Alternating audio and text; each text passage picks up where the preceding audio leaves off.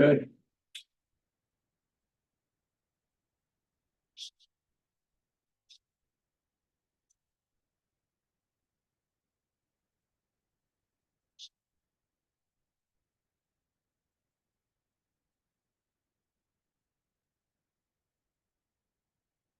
I'm going to find the equation through the 0.57, the point -93.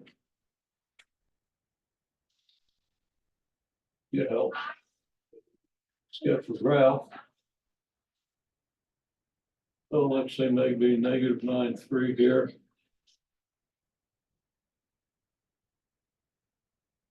Down 5, 7. Maybe here. So it's a straight line passes through these points.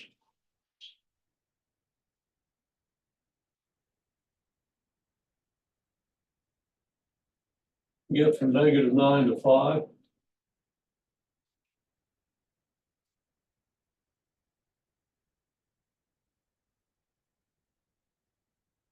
It's 14 units from here to here. And to get from 3 up to 7, it's 4 units. So I get from this point to this point by following this path, 14 units, this path, 4 units. To calculate, my x coordinate changes as I go from here to here. It changes from -9 to 5. So I subtract where it ends up. Where it starts from where it ends up. And that gives me a positive 14. Similarly with the y, we start at 3, end up at 7. So I subtract 3 from 7. I subtract where I start from where I am. It's where I am minus where I start. So then we have a triangle with a run of 14 and a rise of 4, so that the slope, which is rise divided by run, equals 4 over 14. And you can divide both 4 and 14 by 2, so we do that, and we get 2 over 7. And there's the slope of the triangle. Now I generally take that slope and put it over the hypotenuse of this triangle. And put a box around it so we know it means a slope. Now, if I have a slope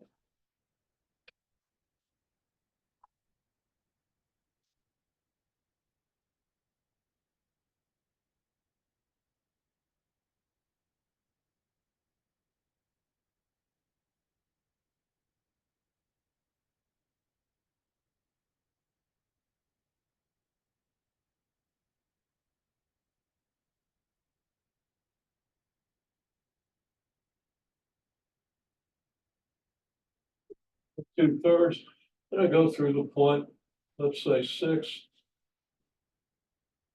2.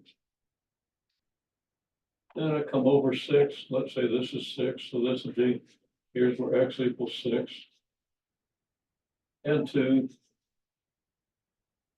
Here's where y equals 2, so here's the point 6, 2. And the slope is 2/3. Well, I can find the equation of the line. I can sketch a slope of 2/3. I can go over 3 and up 2. And I would have another point. I'd go over 3 and up 2, so I'd have something like this. And my line might look like this. Well, I don't know for sure. But what I do know is that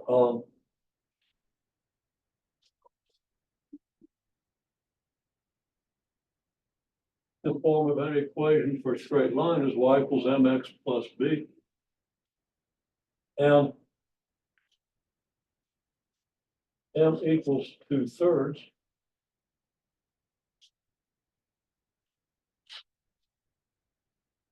At this point, x equals 6 and y equals 2. So if I plug 2/3 in for m, 6 for x, 2 for y, I get 2 equals 6, well, let's do it in order, 2/3 times 6 plus b. That's an equation I can easily solve for b. First of all, 2/3 of 6 is 4. And then I subtract 4 from both sides. And I'm not going to go through the details of writing out that step, although I usually do, because we're doing a review and hopefully we've got those details. Going to do 2 minus 4 equals 4 plus b minus 4. The 4 minus 4 gives you 0, and you end up with b equals 6. That can't be right. No, sorry. 2 minus 4 is -2, so b equals -2. So now the equation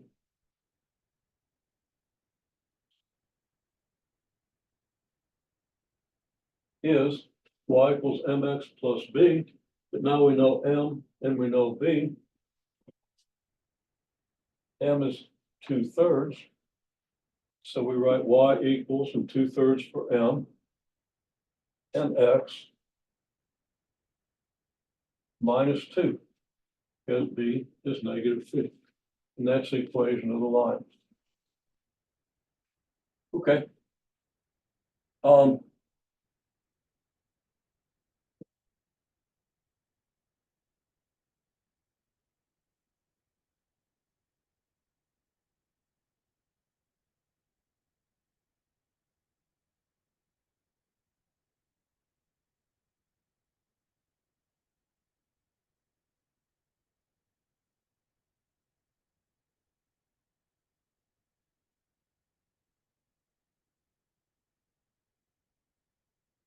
Okay, let's use the same line and the same point, but let's find the equation of the line 362 that's perpendicular to this line.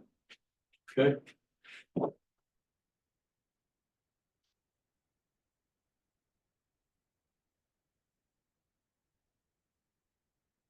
slope of this line is 2/3, because that's the coefficient of x when we put it in this form. Slope is 2/3. So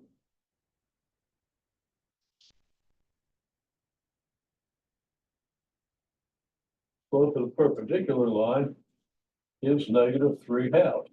Negative reciprocal of the slope. You want to review that. You want to remember that.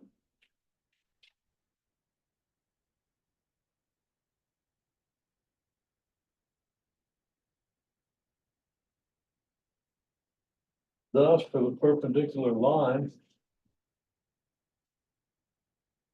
y equals mx plus b, m equal -3/2, and we can use the point xy equals 6,2 and plug that information into this form. We get 2 equals -2/3 of 6 plus b. So the 2 equals -4 plus b. So that b equals 6. So this equation is y equals -2/3 x plus 6. So that means we would go through the y-axis up here at y equals 6, and the line would be perpendicular. We could label these two lines. Okay, this line is y equals 2/3 x minus 2. This line is y equals -3/2 x plus 6. We can find the intercepts of this line. I didn't leave myself room to do that, but worth doing. So let's come over here.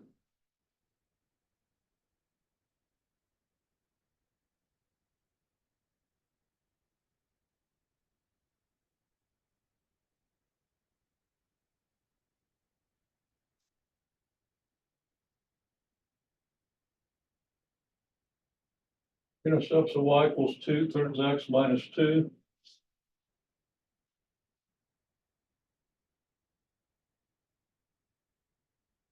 X-intercept occurs from y equals 0. So 0 equals 2/3 x minus 2. Multiply both sides by 3.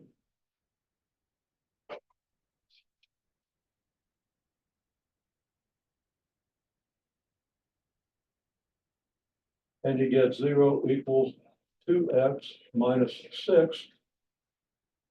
And you easily solve to get x equals 3, which is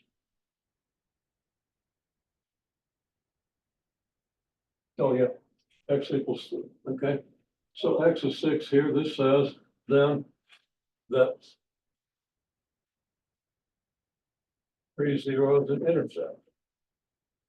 Well, I can put that onto the picture. Here's 3 zeros, there's the x-intercept. It makes sense.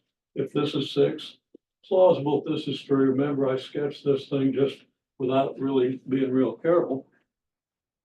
So I got it a little bit too steep. If it's a little less steep, it probably would have intersected the x-axis a little bit to the left, more reasonably at 3, 0, but still this is reasonable. Y-intercept.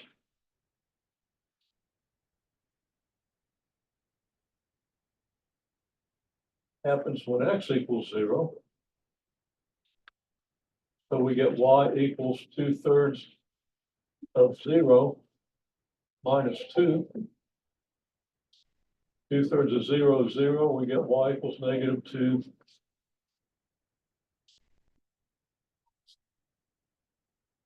The y-intercept is 0, -2. So that's here.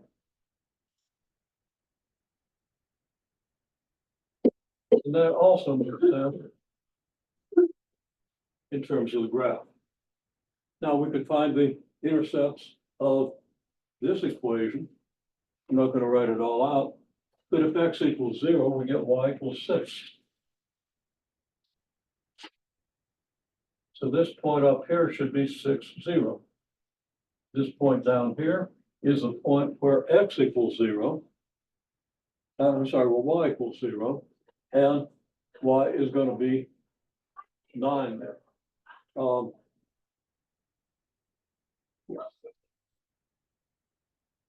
X is going to be 9, I'm sorry.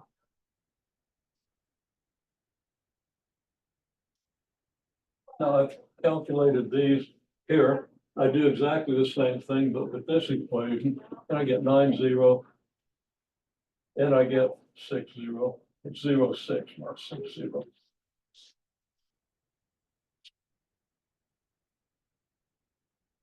And I can double check that these lines have the right slopes and so forth. Okay, well, that's most of what we need to know about the equations of lines. But one more thing that we need is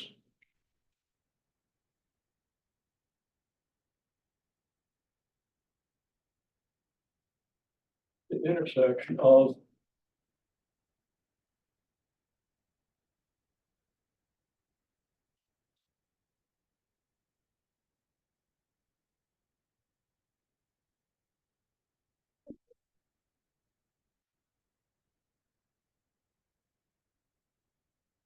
these two lines. There are two ways to do this.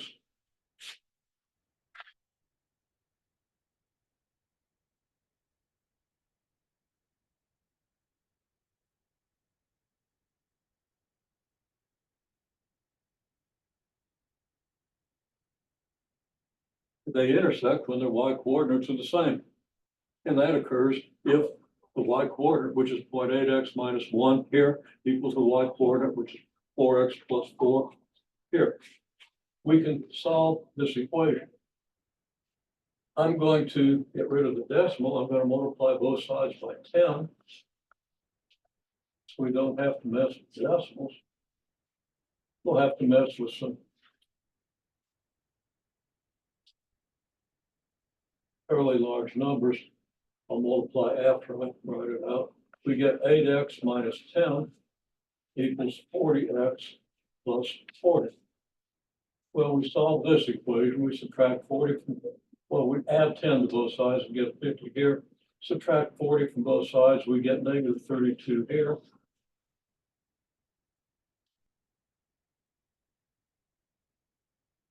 So x is negative 50 over 32. And that reduces 25 over 16, negative 25 over 16. We then take negative 25 over 16, and we plug it back into one of the equations, and now we plug it into this one. So we have to find the y coordinate where they intersect. And we get y equals 4x, which is 4 times negative 25/16 plus 4.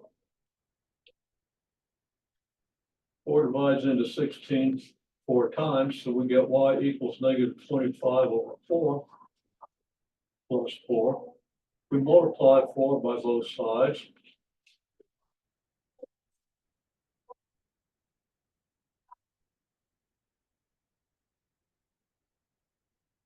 And we get, yeah, I can probably squeeze it in, 4y equals, and it's, yeah, negative 25 plus 16. Well, we add negative 25 and 16, we get 9. 4 times that is 9, and we get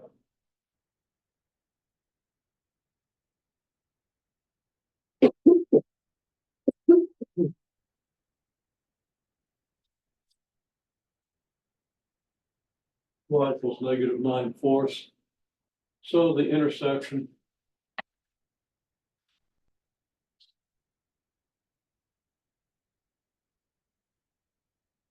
would be the point negative 25/16, negative 9/4. And then we can plug those numbers into the equation to see if they really work. Be negative 25/4.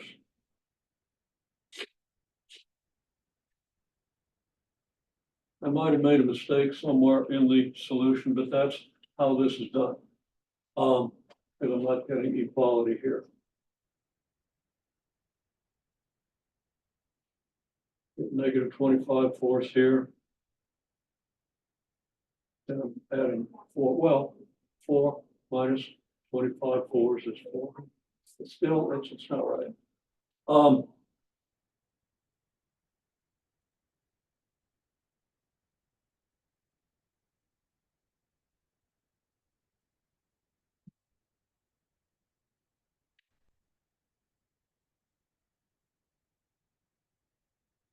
Actually, it is right. Okay.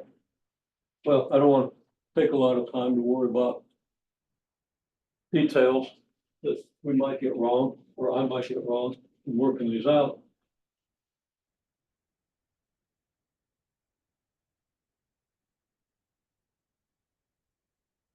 We can keep moving here.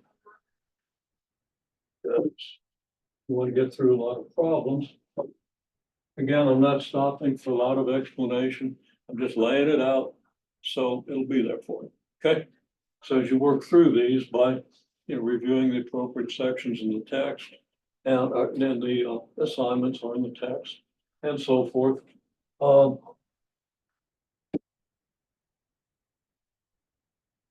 Hopefully you can get a good review before we take the final. Okay. I want to stay on this side of the board so I don't block it.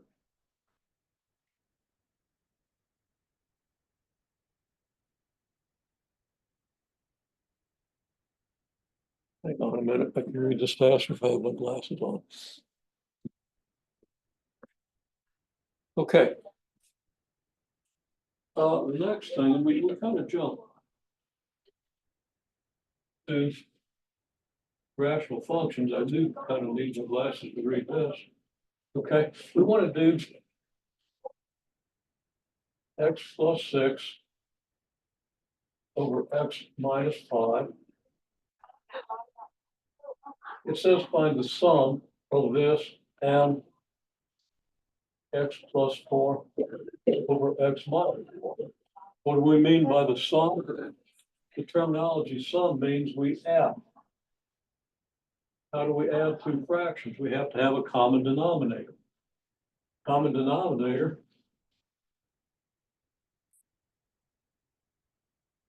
in this case is x minus 5 times x minus 4. So we write x plus 6 over x minus 5, knowing that we need x minus 5 times x minus 4 in the denominator. We're going to multiply this by a fraction whose denominator is x minus 4. Now, we don't want to multiply it by something that changes its value. So we're going to multiply it by x minus 4 over x minus 4. That gives us, that's just a form of 1. So we're multiplying this fraction by 1. It doesn't change. Then we have our x plus 4 over x minus 4. And we have to multiply that by x minus 5 over x minus 5. It's got to be, we can multiply a fraction by anything that has an equal numerator and denominator, because that's just multiplying by 1. We choose x minus 5 because that gives us our denominator. We have an x minus 5 in the denominator and an x minus 4 in the denominator. So now we can write this as x plus 6 times x minus 4 plus the quantity x plus 4 times x minus 5, all that over x minus 5 times x minus 4. Then we can multiply these out using the distributive law. I'm just going to write out the results and I'll probably mess it up. So you can check my arithmetic, but I believe this comes out x squared plus 2x minus 24. And this one comes out x squared minus x minus 20 over the denominator, which we don't multiply out yet. We want to keep it factored in case the numerator factors in a way that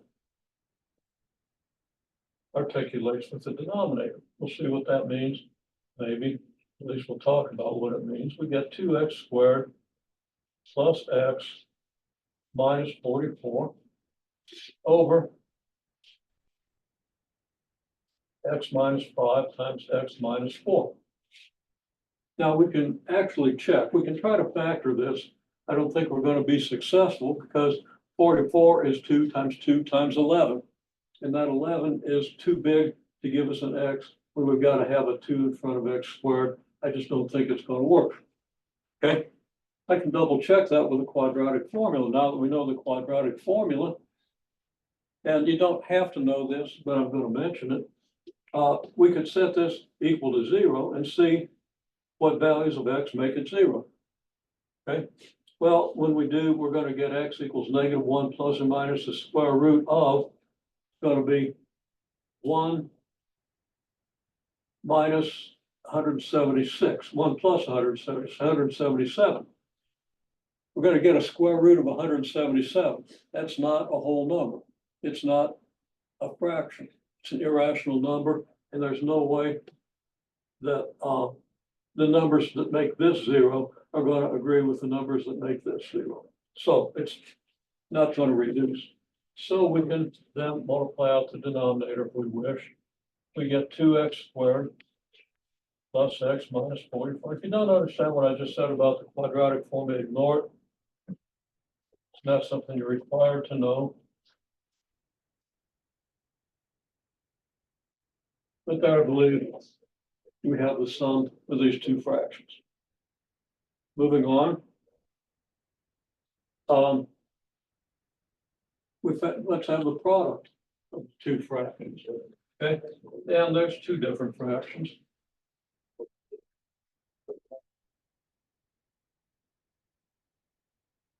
It's the product of x minus 2 over x minus 5. And x minus 3 over x minus 4. This means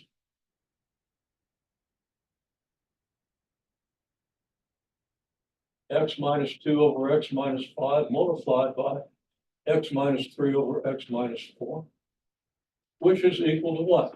How do we multiply fractions? We multiply the numerators and we multiply the denominators.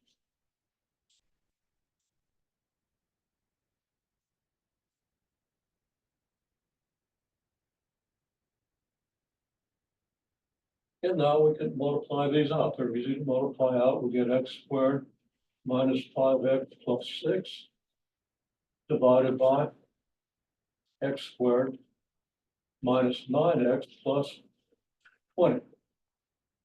So multiplication is usually pretty easy. We've just got to be careful that if we have the same terms in a term common to the numerator and denominator, it's going to divide out. There's a little more to it than that, but for this course, we're going to be content with that. Okay. And then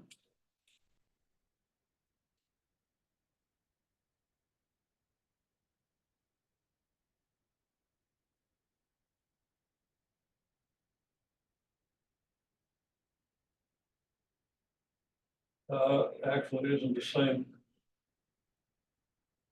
numbers, but that's okay. This divided by this. Well, we write that out.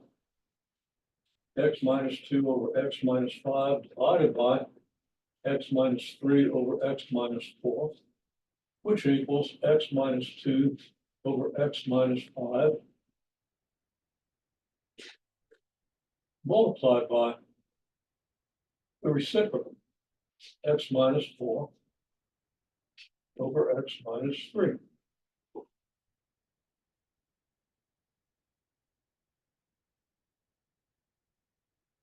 I'll just abbreviate it, multiply by the reciprocal. If I had more time, I'd write out multiply by the reciprocal of the divisor.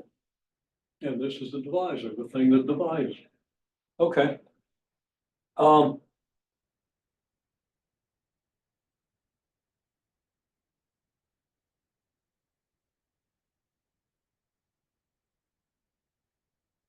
the rest uses exactly the same rules. The rest of the stuff with rational function algebra. Okay.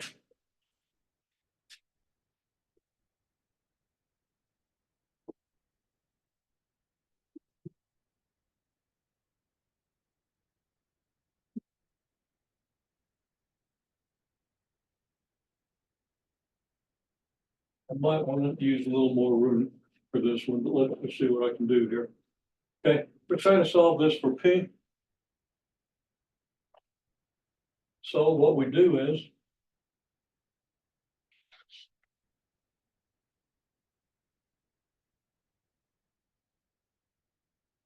P is multiplied by negative 9z. So what do?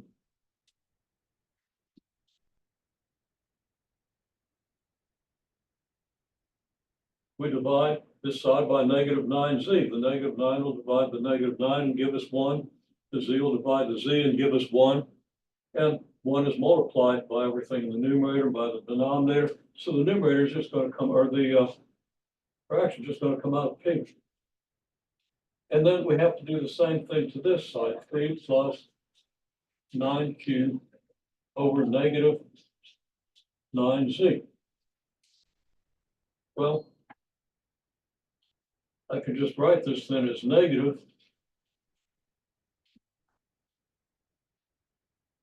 3 plus 9q over 9z. I can't divide this 9 into this 9 because this 9 has to divide the whole numerator, okay? But there is a distributive law, so I can actually write this by separating out these two terms. This would be negative 3 over 9z minus 9q over 9z, which would equal negative 3 over 9z, and that's probably getting hard to read, minus q over z. because the nines will divide out here. Okay. And remember, the nines divide out because 9 is a factor of the numerator and 9 is a factor of the denominator. They don't divide out here because 9 is not a factor of this numerator. You can't factor out that 9. So you can't divide it by this 9. That's very important. And I had more time, I talked about it more, but we talked about it considerably, and doggone it.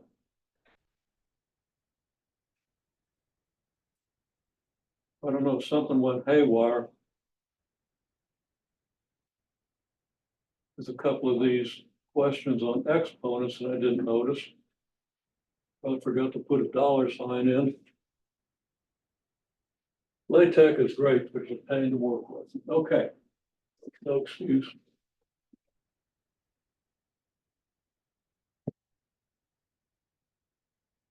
Takes 3 times as long to work with it.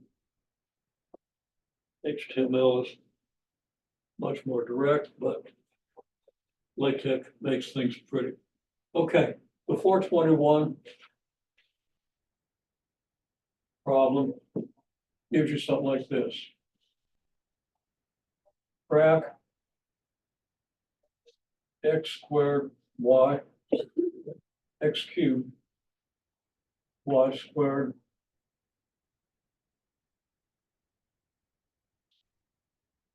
z to the 5th to the 5th. Well, that's supposed to be a fraction. It's supposed to have a numerator and a denominator. Now I'm going to do a correction on this and I'll email it to you. It's very simple to fix this and rerun it. Okay, so you can get a good 421 problem. What this might mean is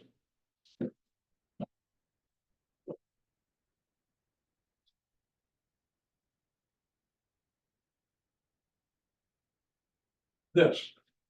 Some part of this, there has to be a division sign in here somewhere. Okay, so either this is a numerator and this is a denominator, or maybe just your x cubed is a numerator and y squared z to the 5th is a denominator. You can do it either way, but as I say, I'll rerun this afternoon probably, by mid-afternoon and email you, okay? So you can look for this in the email copy. If you want me to print you a copy, a new copy, just say so, I can print it and leave it in the testing center, okay? I've got to ask, because you don't rely on me to remember. Okay, now, I mean, I will remember to fix it, but I remember all the rest. There's a lot of things. Okay. If you have this though, how do you apply the rules for exponents? Well, you got to know what the rules for exponents are. So I recommend you make sure you understand how they're assigned. But you know that z to the 5th means z, right? For z to the 5th, you write out 5 z's, and then raising that to the 5th, you write out 5 of those. So you'd have 5 times 5 z's. So this equals z raised to the 5 times 5. And 5 times 5 is 25. So there you have it. Everybody's doing pretty well with this when we were doing. So just be sure you review it and remember how to do everything. Okay. The next one doesn't involve a fraction, so it's okay. We're trying to find the greatest common factor.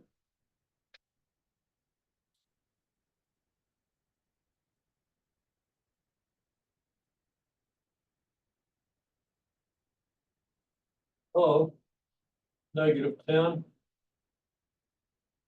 x to the 5th y to the 4th plus 6 x to the 4th y to the -3rd z to the -5th. Okay, well, what does this thing have in common? It's got y's in common, but this y is to the 4th power and this y is to the -3rd power. So this y is going to be a third power in the denominator. And of course, there's a z, but there's no z in this, so you're not going to have a z in common. So you really can't factor out any positive power of y. So we're going to write this then. We're going to, what's the biggest positive power of x you can write out? Well,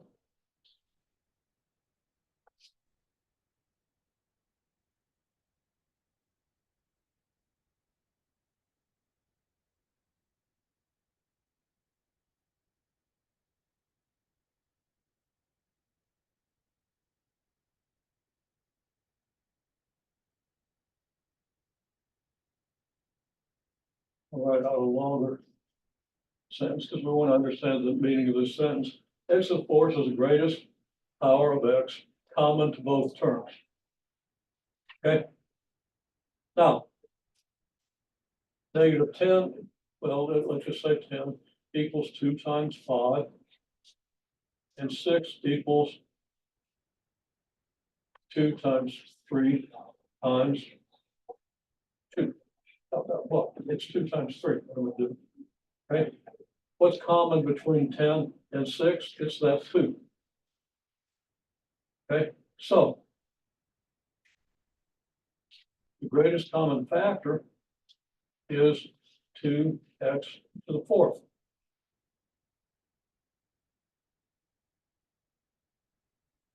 So we write 2x to the fourth multiplied by whatever it takes to get all this.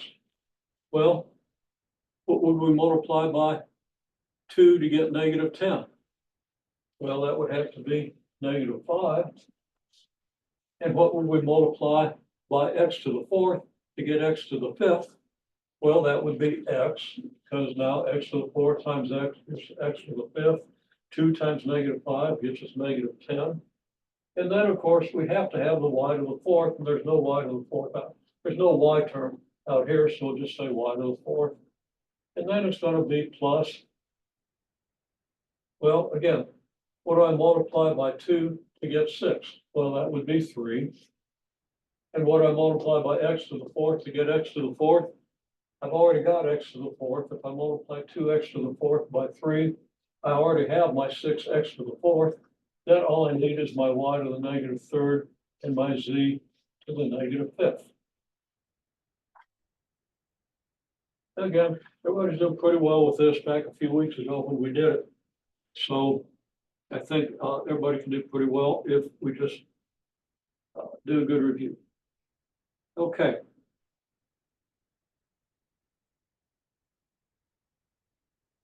Okay, I'm going to skip 423, but it's worth doing, especially once I get the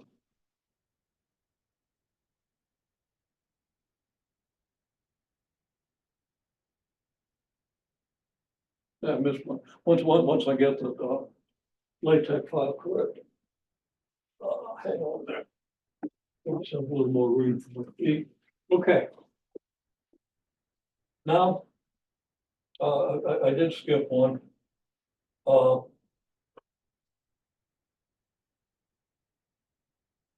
We have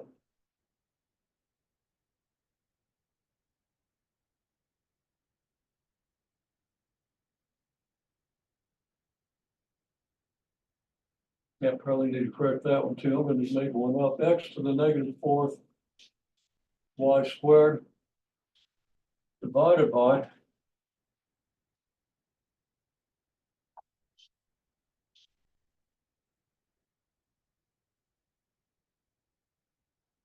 x squared z to the -3rd raised to the -4th.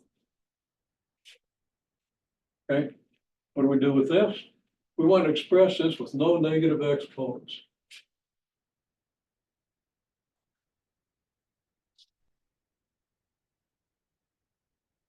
So I'll just say we want to do this with no negative exponents.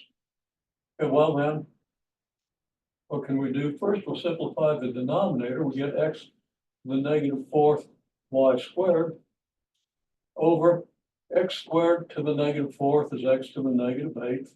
The reasons that I believe everybody understands, you multiply the exponents. and then z to the 12th. Okay, so we've got the denominator expanded. We want to express this without negative exponents.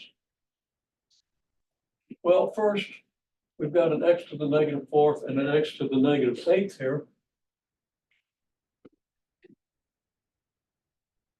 X to the negative 4th over x to the negative 8th. We subtract this denominator from this one.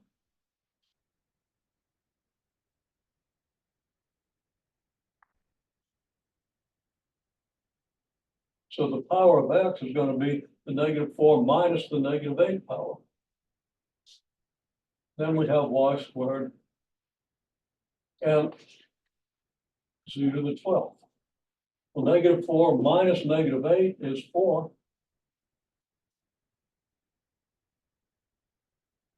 So this one came out without any negative denominators if we just did the typical steps. Let's try another one that might come out a little differently. Let's just say it's x to the negative 3rd, z to the 5th over x cubed z to the negative 4th squared. Okay, using the rules for exponents, this is x to the negative 5th, x to the negative 3rd, z to the 5th divided by x to the 6th, z to the negative 8th.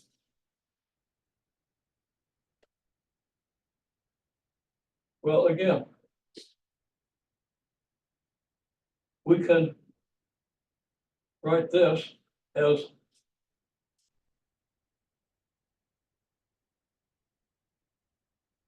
x to the negative 3 minus 6 times z to the 5 minus negative 8. Now, if you're sitting in the back, that's maybe going to be a little bit hard to read, but I expect you're going to review the video, so you'll be able to see it there. Well, then, I have to bring this up here. Negative 3 minus 6 is negative 9. That's x to the negative 9.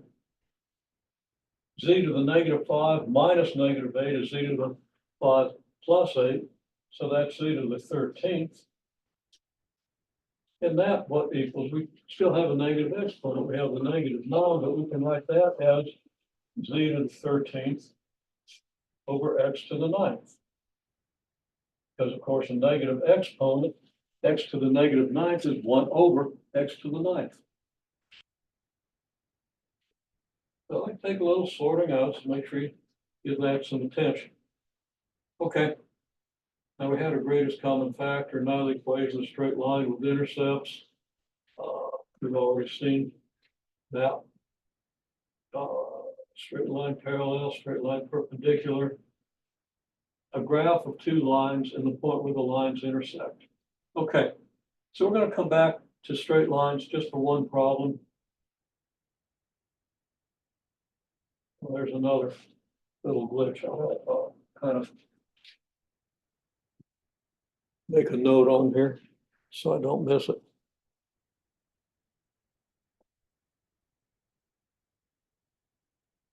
Okay.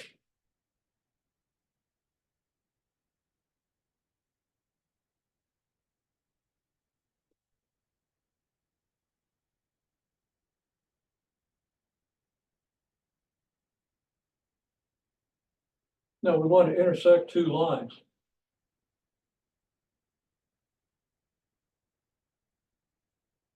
By graphing.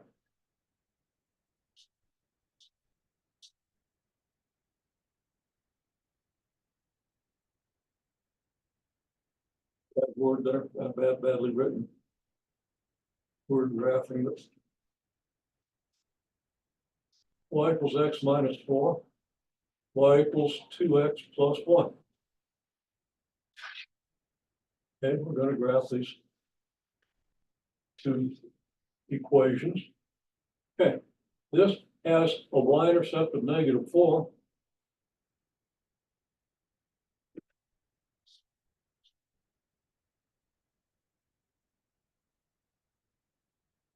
And a slope of 1.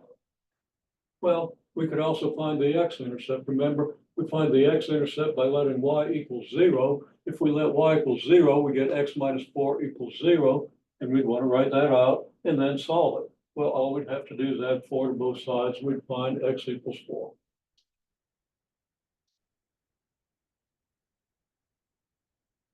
So we find the two intercepts for this equation. Finding the intercepts for this equation, the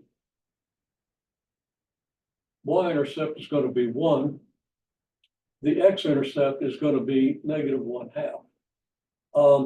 So it's going to be kind of hard to see where the line is because the x and y intercepts are pretty small. It's going to be hard to get the line right. So I graph this by, first of all, finding the y-intercept.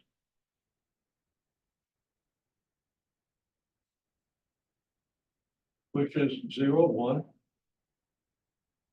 And then the fact that the slope is 2. Now, what does that mean?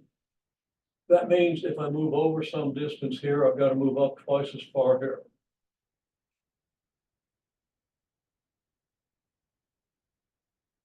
I could move over 1 unit and up 2 units to get another point. And then I could draw a line through here and I could see that these lines intersect down here almost right in my writing on this problem. What are the coordinates of this point? Well, we can estimate the x coordinate and we can estimate the y coordinate. If y is -4 here, that looks like about y equals -5. If y equals 4 here, then y would be -4 about here. And this looks like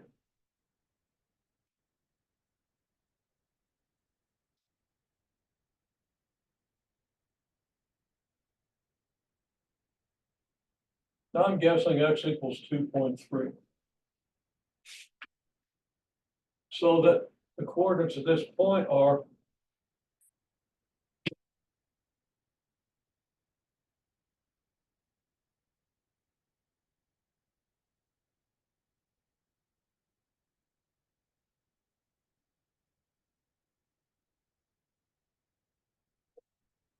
-2.3 and -5. This should be a -2.3.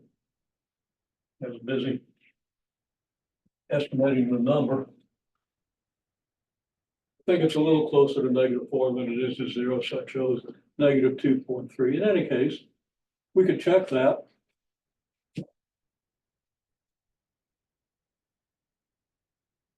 Check it in the equation y equals x minus 4. Is -5 equal to -2.3 minus 4? Well, that'll give us -5 equals -6.3. That's sort of close, but not great. Of course, my graph is a little distorted when I did it. Okay, so it's not a great graph, but it still gives us some indication. It doesn't quite work in this first equation, but it's sort of close. -5 isn't that far percentage-wise from -6.3. If I tell you, you owe me $5 or you owe me $6.30, it's not a big difference, okay?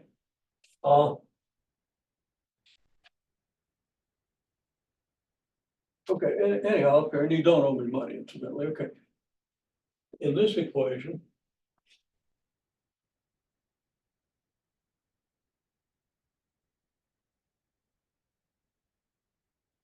well, y would be -5.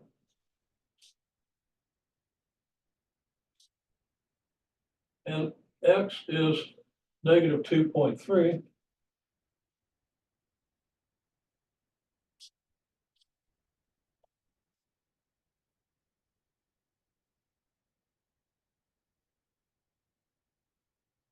And as people sometimes do. I forgot to write my equal sign. Okay, well, that says that -5 equals -4.6 plus 1, which would be -3.6. Again, it's not egregiously off, but it's not great either. If we did a more careful graph and estimated these points, we would probably come out with something a little bit better. These numbers would be much closer than they are here, but they're not all that far away, so the graph is sort of indicative.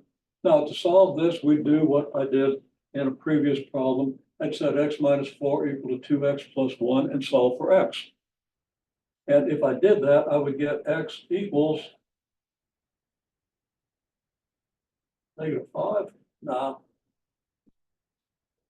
X minus 4 is 2x plus 1, then we get x. Yeah, we get x equals -5, which would give us y equals -9. Means the intersection would be way over here.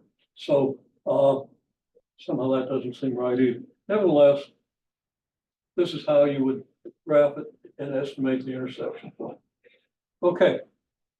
Now we'll get into some polynomial arithmetic and a couple of quadratic equations. Okay. Now we'd spent a lot of time last class on quadratic. What the blazes? Don't usually get angry with this camera, but this is a bad day for it to. I haven't been watching because I've been busy doing. But the camera just zoomed itself way back and it's probably been there for a while. I really have to be set up here. I have to get set up in this classroom so that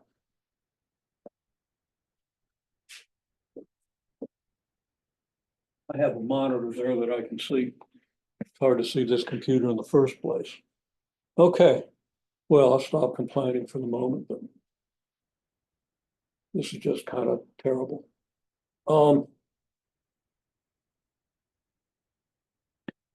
So I'll kind of go back over most of this if I have time. I've got, 20 minutes left. We'll see what I can do.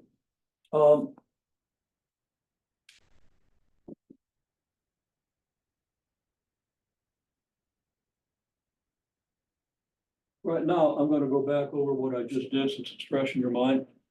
Then I'll go back and look at what we did previously.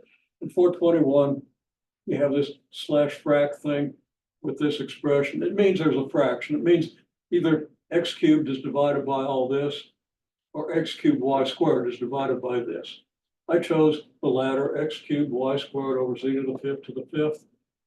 Well, to simplify, z to the fifth to the fifth is z to the 5.5, which is then z to the 25th. And go back to my explanation before. You got, this means 5 z's in a row, and then you got 5 groups. That's going to give you 5 times 5 z's or 25 z's, which is z to the 25th.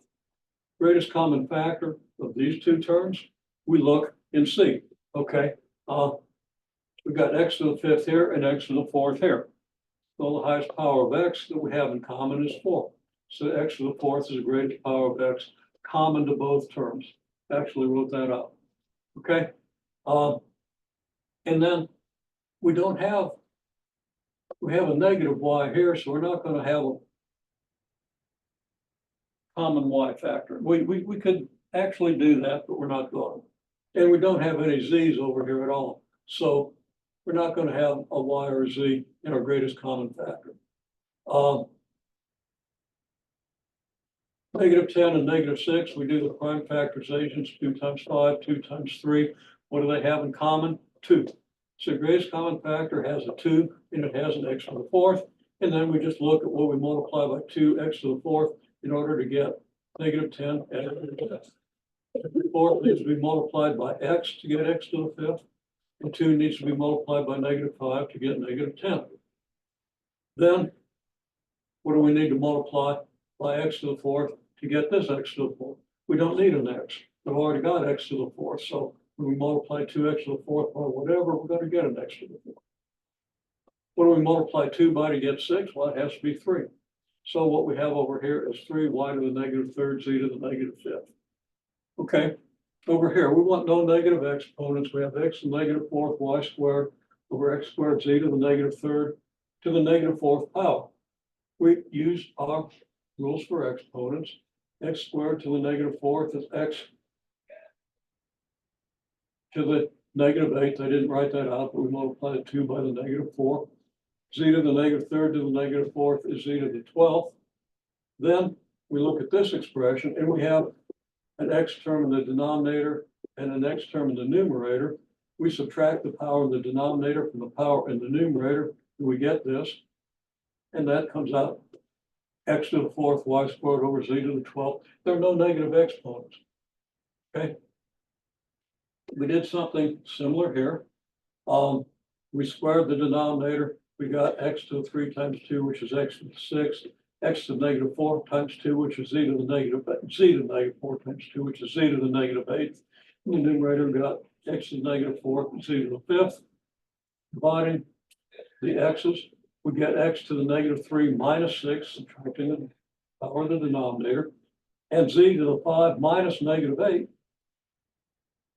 And that just gives us, maybe getting hard to read because the way I ran these things together was x to the negative 9, z to the 13th, which is really arithmetic on the exponents. Now we have a negative exponent. We're trying to write this without negative exponents. X to the negative 9th is 1 over x to the 9th. So the x to the 9th ends up in the denominator. Okay. I said intersect and I wrote interest. So it's a good thing that was small before I corrected it.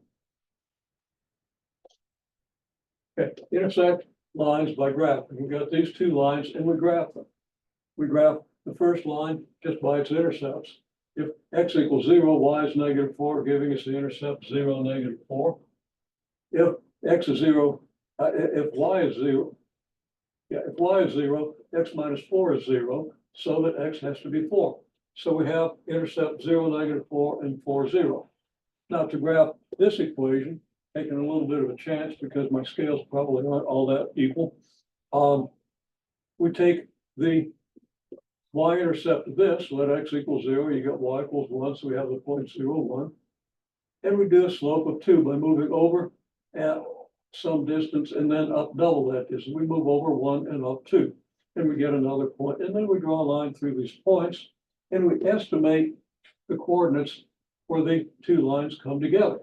Now, I've got a dotted line running over here because I didn't have a good place to label it here, but the line y equals negative 5, that looks like about y equals negative 5. If this is y equals negative 4, that would be negative 5. Then what's the x coordinate? We do a dotted line here, see where the x coordinate of this thing is, and estimate it's negative 2.3. Then we check that estimate. It didn't check out real well, but it didn't check out too badly. If we plug in y equals negative 4, x equals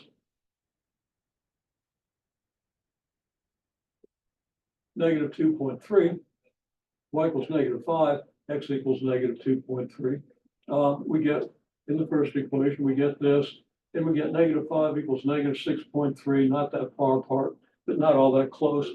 So it's sort of close, so it's sort of okay, but we could have done a better graph and got a better estimate. We do the same thing, plugging in 0 for x, negative 2.3 for x, negative 5 for y into the second equation. We get this, and it ends up negative 5 equals negative 3.6. Again, not all that close, but not all that bad. So we think maybe we got a fairly decent estimate. Okay. Now I'm going to pick up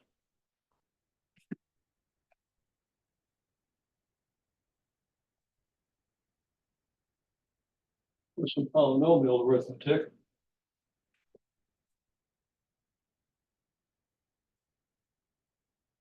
With the board.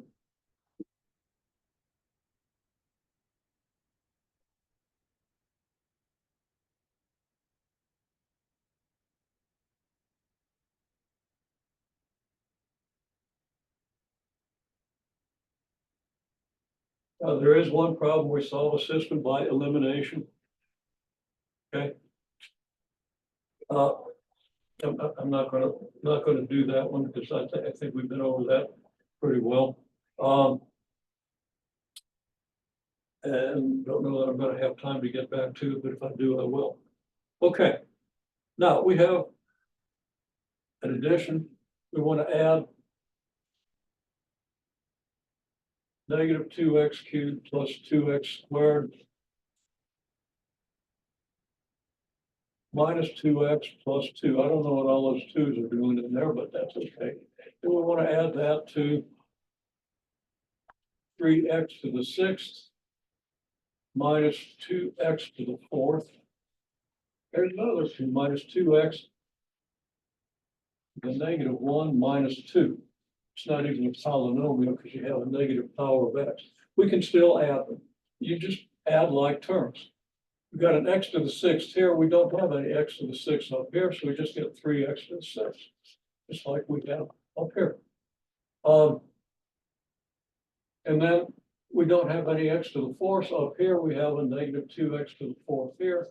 And we look for the biggest power of x. Okay, then we have a 2x squared.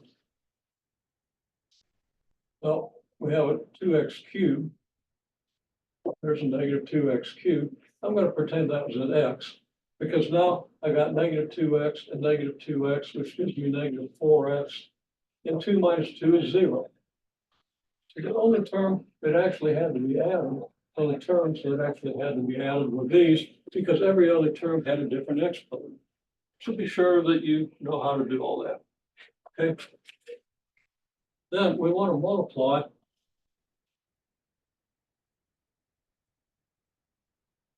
this by this. I'm going to use the distributive law. Write this out as x squared times negative 2x minus 5 minus 3x times negative 2x minus 5 plus 3 times negative 2x minus 5. Now, x squared times negative 2x is negative 2x cubed. X squared times negative 5 is minus 5x squared.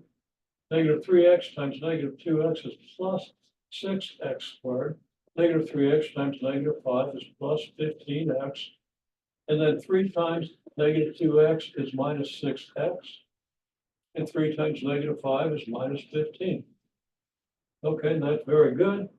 The only thing is, we've got 2x squared terms here, and we've got 2x terms here, and we have to add those. That gives us negative 2x cubed plus x squared is negative 5, and 6 is 1. And then 15x minus 6x, 15 minus 6 is 9. So we have 9x minus 15. So if we keep our wits about us, use the distributive law, and then collect our terms, add up all our squares, add up all our first powers. Okay, we get this result. Okay.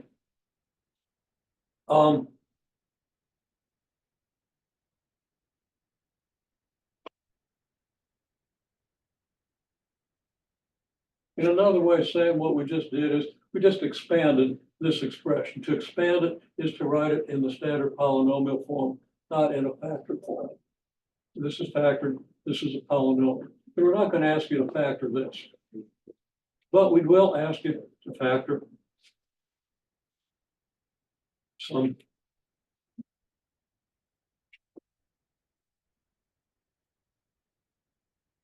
binomials.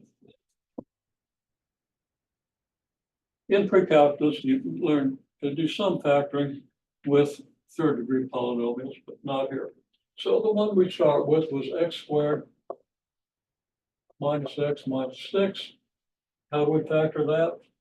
Well, we try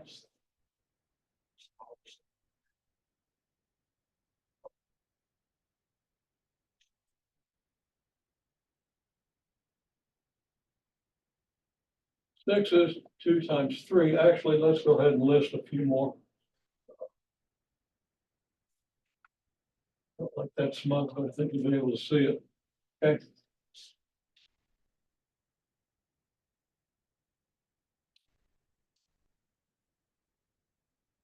I think you remember doing this. X minus 1 times x plus 6, x plus 1 times x minus 6, x plus 2 times x minus 3, or x minus 2 times x plus 3. Those are our possibilities to factor over integers at least. Okay? Well, this is x squared plus 5x minus 6. This adds up to x squared minus 5x plus 6. So neither one of these matches. X plus 2 times x minus 3 is x squared minus x minus 6. There it is. So there's no need to figure out this one. That's the process. It's a process that everybody's did pretty well with a couple of weeks ago when we were doing this. So hopefully you're in good shape there. Now there are a couple more that I'm not going to say too much about. I'm not going to actually work it all out.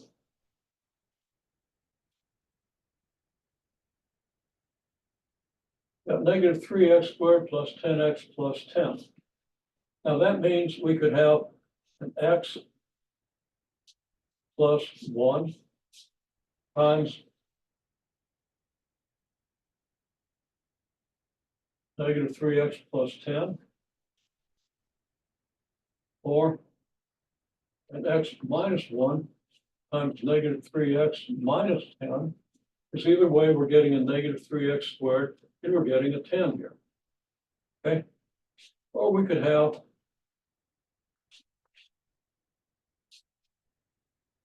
x plus 3 times negative x. I don't know how I got x plus 3. X plus 2 times negative x plus 5. Or x minus 2 times negative x minus 5. Again, and I think I'm putting a 3 on the x, so make it a 3x. Okay. So we could have either of these, or we could have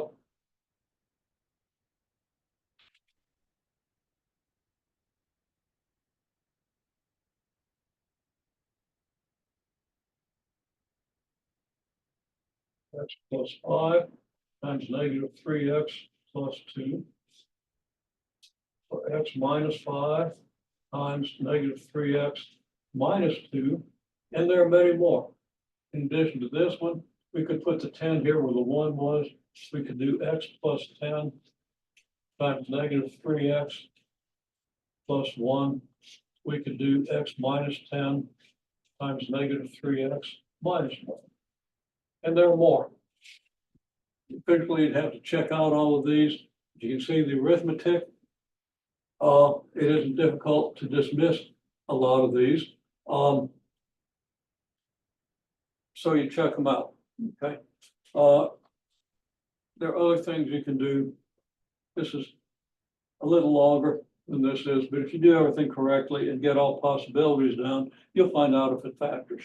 And if you can shortcut that, even better.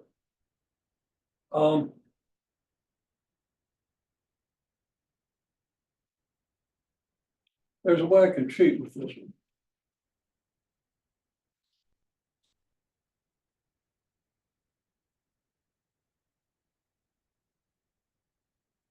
I can use a quadratic formula.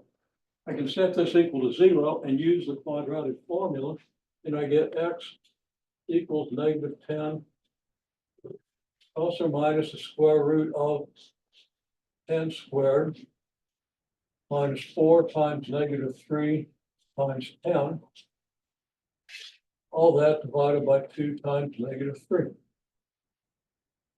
So that's negative 10 plus or minus the square root of what? That's 120. That's 100. That's 220. That's negative 6.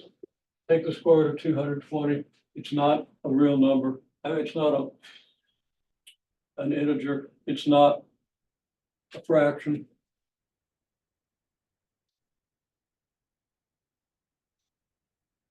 But we have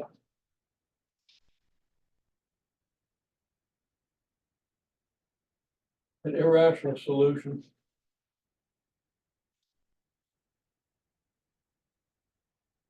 And if you have an irrational solution, expression won't factor. So it's kind of worth knowing, if you want to pick up on it, but, probably not going to test you over it. Okay. Now, there are a couple quadratic equations at the end, but that's the thing we did recently, and everybody seems to be pretty good with it. I'm going to go back quickly over everything I did earlier. Need to go to another class, go on, because it's going to take me a few minutes. Hopefully I'll get this done before my next class comes in. Okay.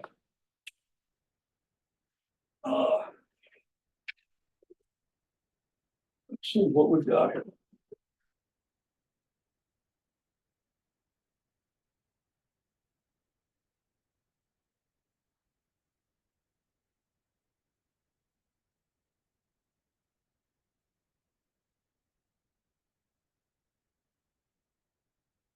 Feel like I'm missing something.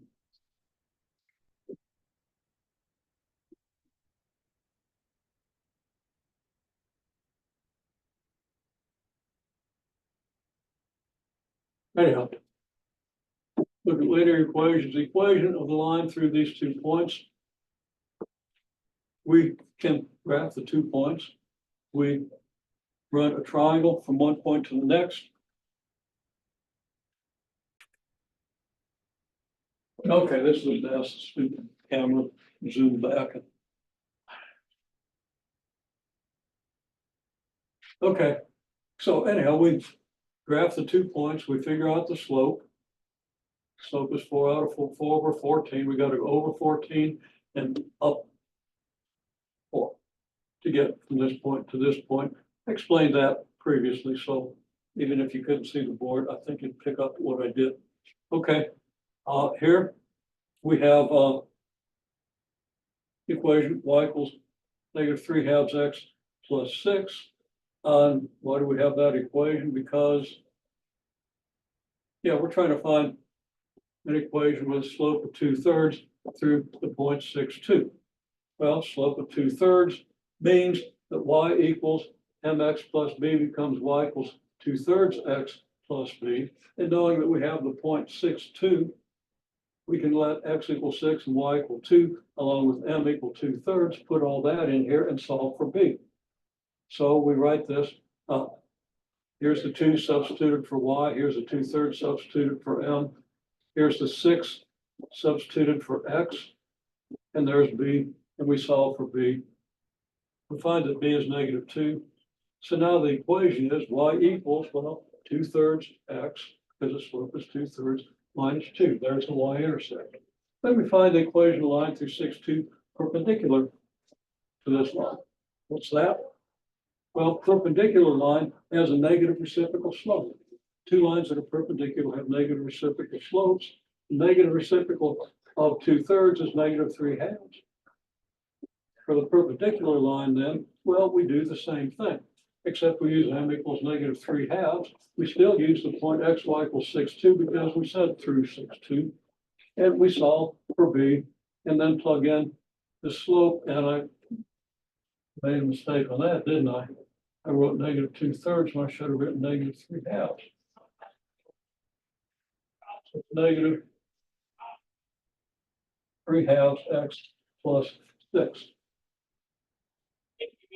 Now I've got to figure out what I want next. It wasn't that, it wasn't that. Yeah. I have the practice.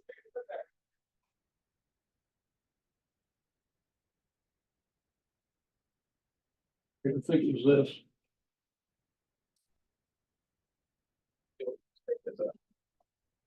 Okay. What's the intersection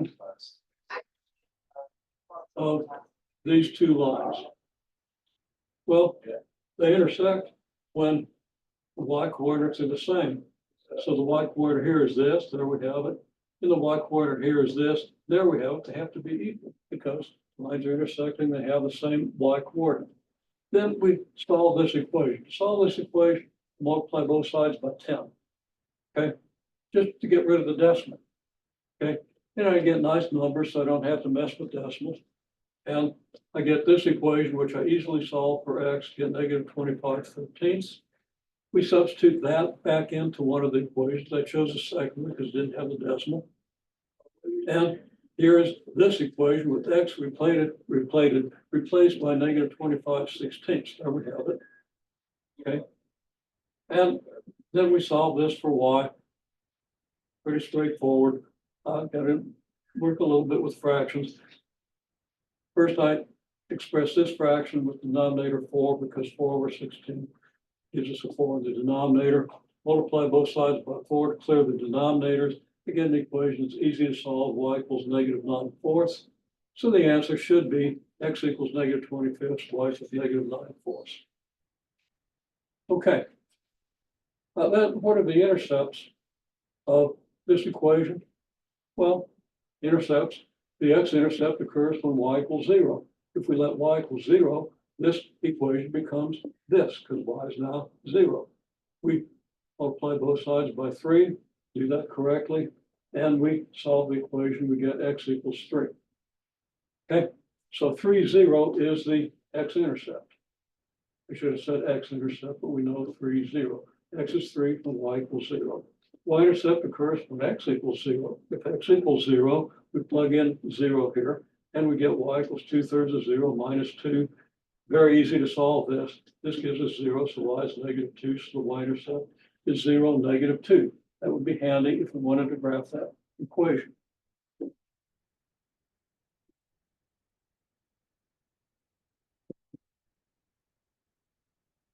Things got a little smudged, but okay. The product of x minus 2 over x minus 5 and x minus 3 over x minus 4. That means the product means you multiply it. That means we multiply this by this. Meaning we multiply the numerators, because this is how we multiply fractions. We multiply the denominators. And then we expand this, and we expand this, we get this. There are no common factors. X minus 2 is not a factor of the denominator. X minus 3 is not a factor of the denominator. So nothing divides out. We don't have anything to simplify. So we go ahead and expand it. Then we do x minus 2 over x minus 5 divided by x minus 3 over x minus 4. Got 3 minutes for my next class, so I'm kind of hurrying here. But we said it all. It's just that it's probably too small to see well. Okay, x minus 2 over x minus 5 divided by x minus 3 over x minus 4. Well, we write that this divided by this. Division, we multiply by the reciprocal. So we flip this second fraction around, and here we have it. And then we just do it. I didn't complete it, but since we see how to multiply here, it's going to be exactly the same here. Again, there are no common factors between numerator and denominator. Okay, let's solve one in symbols. Okay, we want to take this equation and solve for p. How do we solve for p? Well, that's pretty easy. P is multiplied by negative 9z. So we can divide both sides by negative 9z. When we divide this by negative 9z, the negative 9 is divided by the negative 9 gives you 1. Z is divided by z, which gives you 1. And we're left with just negative, or just p over 9. So we're just left with p. There's no p down here. Okay. Over here, we then divide this side by negative 9z. Doing that, we're going to write this whole thing over negative 9z, but I'm going to put the negative out in front here, which is the 9z in the denominator. We might be tempted to divide this 9 into this 9. We can't do that because this 9 is not a factor of the numerator. What we can do is we can split this into two fractions, negative 3 over 9z and negative 9 cubed over 9z. Negative 3 over 9z doesn't simplify, but the 9's divide out here and we end up with negative q over z. Okay. Now, what do we do here? Adding two fractional expressions, okay? To add these two expressions, the sum, well, two rational expressions, two fractional expressions are simple. We find a common denominator, which is clearly x minus 5 times x minus 4. And we put everything over the common denominator. to get the denominator x minus 5 over x minus 4 for this, we're going to need to multiply the denominator by x minus 4, which means we better also multiply, which means that we better multiply by x minus 4 over x minus 4 because that's equal to 1. If we use anything else, the fraction would change. Okay, but this is like 1, the fraction doesn't change. And we have now denominator x minus 5 times x minus 4. Okay, over here, we do a similar thing. We've got an x minus 4 in the denominator. We need an x minus 5. So this is what we do. And now, what's our numerator going to be? We're going to have an x plus 6 times x minus 4. And they're going to add an x plus 4 times x minus 5. And it's all going to be over the common denominator. So here we have it. And then we just multiply all this out. And if I did it correctly, then we collect the terms. We got a couple of x squareds, 2x and minus x gives us plus x. Negative 24, negative 20 gives us negative 44. So we end up with this. And now we check and verify that this thing doesn't have a 0. We can use a quadratic formula to do that, but it's just not going to factor. So once we convince ourselves that this isn't going to factor one way or the other, we go ahead and multiply out the denominator. If this had factored, then we'd have to check and see if one of the factors matches one of those factors. Okay. Now let's see. What else got messed up? Did that, did that, did this, did this.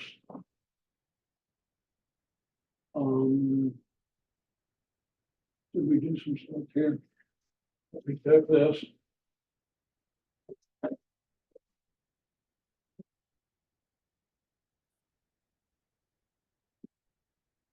Did. I think you're not going to have time to do this. No, this is the stuff we did last. Okay, so all this stuff I think is on the video. Okay, so there's a synopsis of what you saw, but couldn't really see because the camera zoomed back.